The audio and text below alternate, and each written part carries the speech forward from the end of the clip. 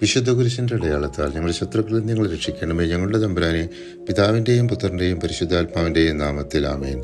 പുരോഹിതർ കർത്താവിൻ്റെ വാഗ്ദാന പേടകം അതിവിശുദ്ധ സ്ഥലമായ ശ്രീകോവിലിൽ സ്ഥാപിച്ചതിന് ശേഷം പുരോഹിതന്മാർ വിശുദ്ധ സ്ഥലത്തു നിന്ന് പുറത്തിറങ്ങിയപ്പോൾ ഒരു മേഘം കർത്താവിൻ്റെ ആലയത്തിൽ നിറഞ്ഞു. മേഘം കാരണം പുരോഹിതന്മാർക്ക് അവിടെ നിന്ന് ശുശ്രൂഷ ചെയ്യാൻ സാധിച്ചില്ല. കർത്താവിൻ്റെ തേജസ് ആലയത്തിൽ നിറഞ്ഞു നിന്നു.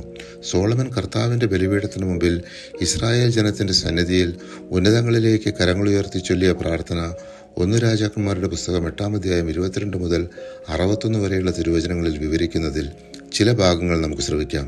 ഇസ്രായേലിൻ്റെ ദൈവമായ കർത്താവെ, പൂർണ്ണ ഹൃദയത്തോടെ അങ്ങയുടെ സന്നിധിയിൽ വ്യാപരിക്കുന്ന ദാസന്മാരോടുള്ള ഉടമ്പടി പാലിക്കുകയും അനന്തസ്നേഹം അവരുടെ മേൽ ചൊരിയുകയും ചെയ്യുന്ന അങ്ങയെപ്പോലെ ആകാശത്തിലും ഭൂമിയിലും വേറൊരു ദൈവമില്ല. അങ്ങയുടെ ദാസൻ ഈ ഭവനത്തിൽ വെച്ച് സമർപ്പിക്കുന്ന പ്രാർത്ഥന കേൾക്കുന്നതിന് അങ്ങയുടെ കടാക്ഷം ഇതിന്മേൽ രാപകലുണ്ടായിരിക്കണമേ.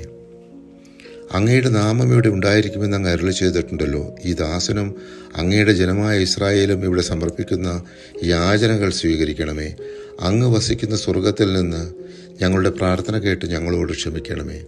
അതിനുശേഷം ദേവാലയ പ്രതിഷ്ഠയ്ക്കായി രാജാവും ജനവും കർത്താവിൻ്റെ മുമ്പിൽ ബലിയർപ്പിച്ചു. ഇസ്രായേൽ ജനങ്ങളോടൊന്നിച്ച് നമ്മുടെ ദൈവമായ കർത്താവിൻ്റെ മുമ്പിൽ 7 ദിവസം ഉത്സവം ആഘോഷിച്ചു.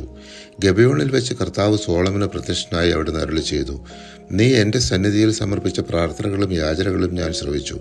നീ നിർമ്മിക്കുകയും എന്നേക്കുമായി എൻ്റെ നാമം പ്രതിഷ്ഠിക്കുകയും ചെയ്ത ഈ ആലയം ഞാൻ വിശുദ്ധീകരിച്ചിരിക്കുന്നു. എൻ്റെ ഹൃദയപൂർവമായ കടാക്ഷം സദാ അവിടെ ഉണ്ടായിരിക്കും.